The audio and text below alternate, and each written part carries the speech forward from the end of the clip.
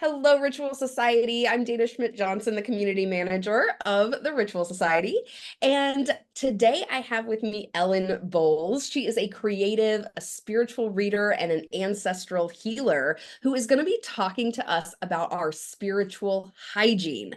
Such an interesting topic, such a Virgo month topic. So we're Very. excited to be getting into this in September. So, welcome, Ellen. Thank you so much for being here. Thank you for having me. It's a pleasure. So I guess the first question, right? What the heck is spiritual hygiene? So spiritual hygiene is something that I think that we all don't realize that we have. I think that we think a lot about like mental health, we think about physical health, but there's also spiritual and energetic health. And every individual has an individual aura or energy field that covers us, basically. This is the theory. And when you go out into the world or when you're around people or you're in certain spaces, sometimes that energy or that aura can be penetrated by negative energy, spirits, just shifts in energy you can feel. I can give an example of if you go into a very crowded space or like a party, let's say, and then you come back home and you feel funky, your energy feels off, you may feel extremely tired.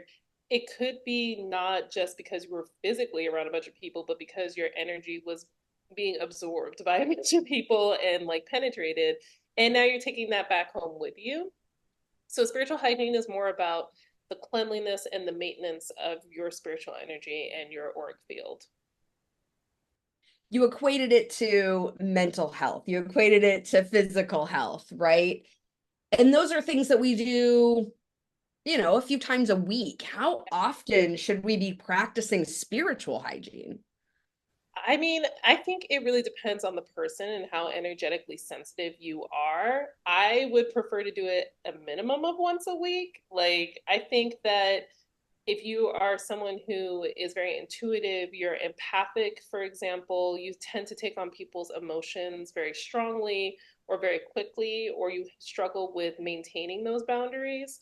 I think that doing it almost on a daily basis is preferred. And you can do it in small ways. It's not something that has to be a very tedious or rigorous practice, but it's something just to be mindful of, especially if you work with a lot of people or your job is demanding and there's a lot of like energy thrown at you, or you have to, for example, like coordinate a lot of people. Like in my position at work, I have to deal with the whole team.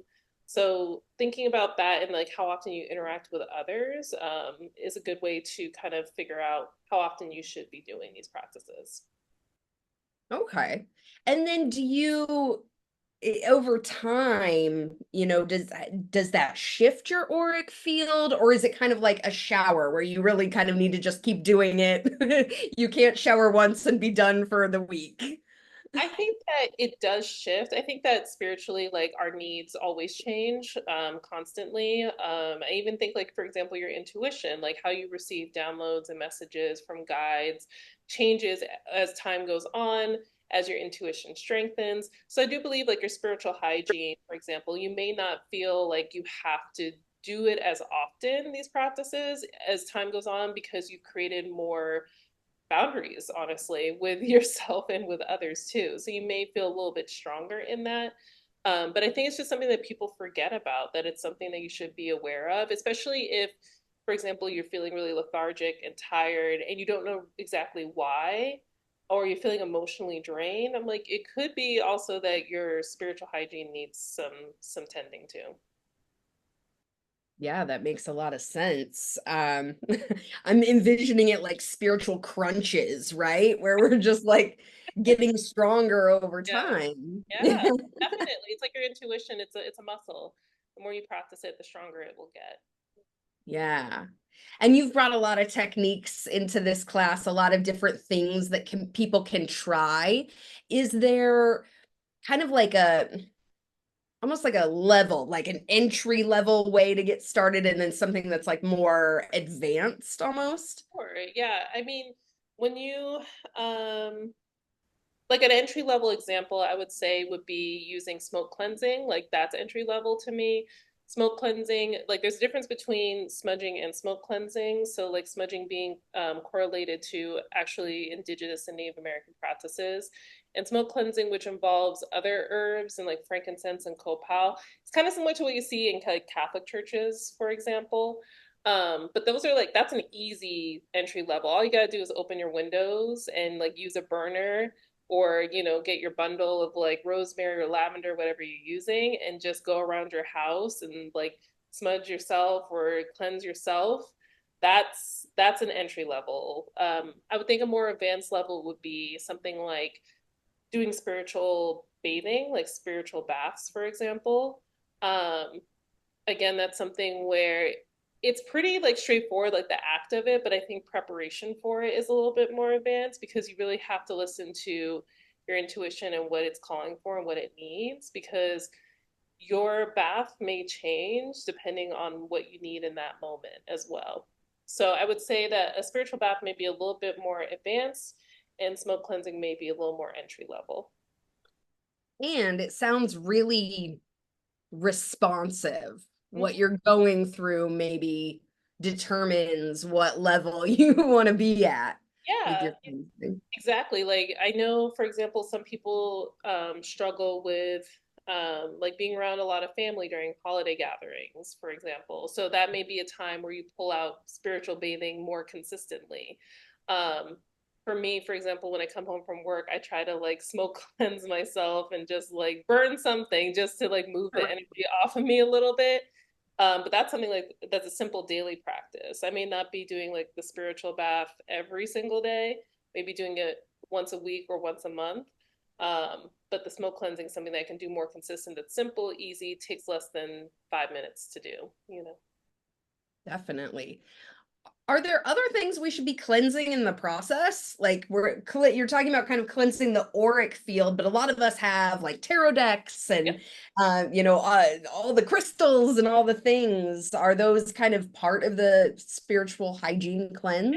Yeah, definitely. Your tools absorb energy. I'm big on boundaries with tools as well. Like I think that if people ask to use your tools, for example, people are get curious. They should always ask, but that's always my rule, like a thumb. Like never just touch someone's items.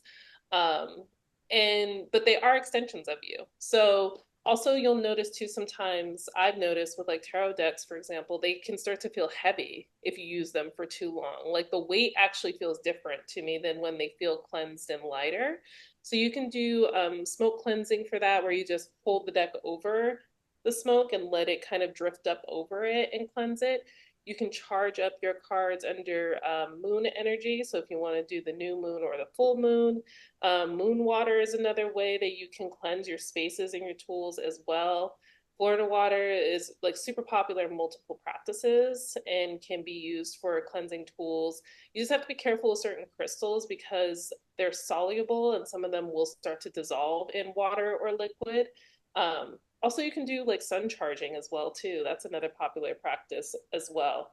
So there's different ways that you can cleanse it, but I definitely believe that your tools need to be taken care of. They are an extension of you.